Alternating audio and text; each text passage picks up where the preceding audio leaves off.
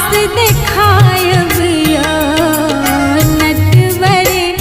नित्य अपन देखबियो नैना हम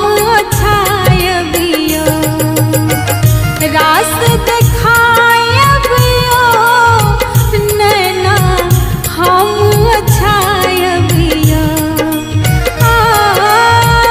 रास देखायबियो नैना